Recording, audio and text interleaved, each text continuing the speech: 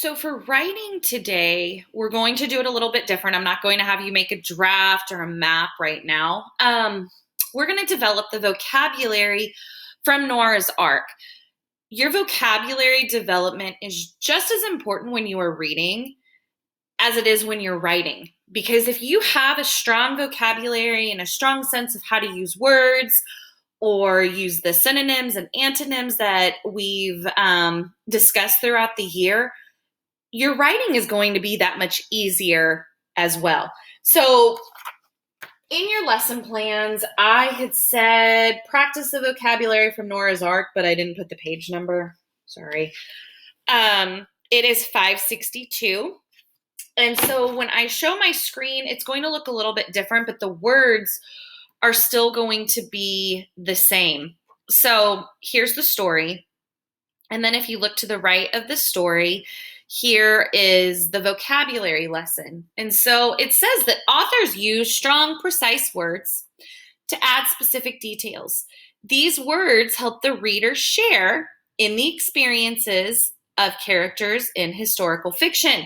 So our word bank, the words are survived, astonished, dangerous, piteously, and relief. Now remember, we went over the definition of these words. Survived means to live through or stay alive, like the grandfather did. He survived that flood, even though he went missing and everyone feared the worst. He survived. Astonished, very surprised, amazed, dangerous, unsafe, or likely to cause harm, piteously, in a sad or suffering way, and then finally relief, a feeling of happiness that follows worry. Just like, how do you think Grandma and Wren felt when they found Grandpa? They felt relieved. So go back to these definitions if you need, but you are going to read the definition and then match the word. So if you look at the first example, and it's to the right of this as well,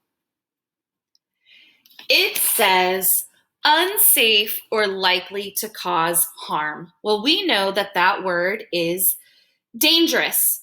And so when you are able to identify the word that matches that definition, you are going to write a sentence using that word, but I want your sentence to be about Noah's Ark. So the example they gave was the river was dangerous during the flood. So the next one says lived through or stayed alive. Well, together we could say that word is survived. Okay? Lived through or stayed alive is survived.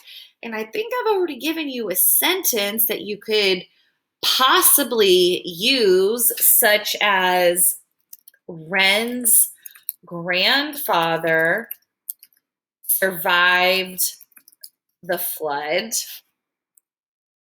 in the story. Okay, now I want you to go ahead and do the last three by yourself.